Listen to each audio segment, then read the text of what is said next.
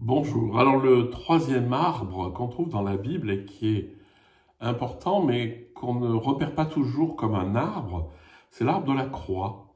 Et les, les liturges, ceux qui ont fait les pièces liturgiques, ne se sont pas trompés puisque on parle souvent de l'arbre de la croix par référence à l'arbre de la Genèse. C'est-à-dire que là où Adam était tombé, finalement, eh bien, par Jésus, la libération va se produire. Cet arbre, il crucifie quelque chose, il y a quelque chose qui meurt sur cet arbre. Alors, dans le contexte religieux, de la théologie dogmatique, traditionnelle, classique, c'est la mort rédemptrice, c'est-à-dire à l'image des sacrifices du peuple juif. Donc on sacrifiait un animal pour se libérer des péchés. Donc ça, c'est la théologie classique. Mais évidemment, il y a tout un panel d'interprétation, de compréhension. Par exemple, le fait que la croix, il y a un axe vertical et un axe horizontal. L'axe vertical, c'est le rapport entre Dieu et l'homme, et l'axe horizontal, ça serait le rapport entre les êtres humains. Ça, c'est une très belle symbolique. Il y a une symbolique qui est assez intéressante.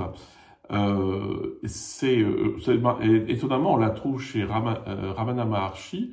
C'est de dire que sur la croix, ce qui meurt, c'est tout ce qui, en moi, est pas encore totalement purifié. C'est-à-dire tout ce qui, en moi, est de l'ordre de l'ego. Alors, ça n'a rien à voir avec le Christ lui-même, mais si je l'applique à moi-même, l'arbre de la croix, c'est l'arbre de la réalité, c'est-à-dire un arbre sur lequel l'ego est cloué, c'est-à-dire où, en passant par la réalité, par l'accueil de la réalité, on se rend compte que ça me dépouille petit à petit de mes enfermements égotiques, et donc ça me libère. Donc on retrouve la thématique du buisson ardent où le peuple est libéré de l'esclavage. Donc là, on n'est pas dans une thématique de salut, etc., parce que on est dans la mystique, donc c'est pas du tout incompatible, c'est juste, on parle d'autre chose, et de se dire que là, on arrive évidemment à la fin de la vie. Donc le début, c'était là le premier arbre, c'est-à-dire l'arbre de la connaissance du bien et du mal qui nous fait tomber dans l'incarnation. Il y a la révélation dans le buisson ardent, et sur la croix, il y a la mort, en fait. Donc, on a tiré le fil du début jusqu'à la fin. Pas tout à fait, puisqu'il y a l'arbre derrière de l'Apocalypse.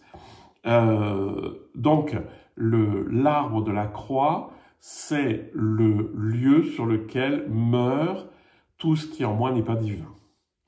Voilà, donc ça, c'est le troisième arbre.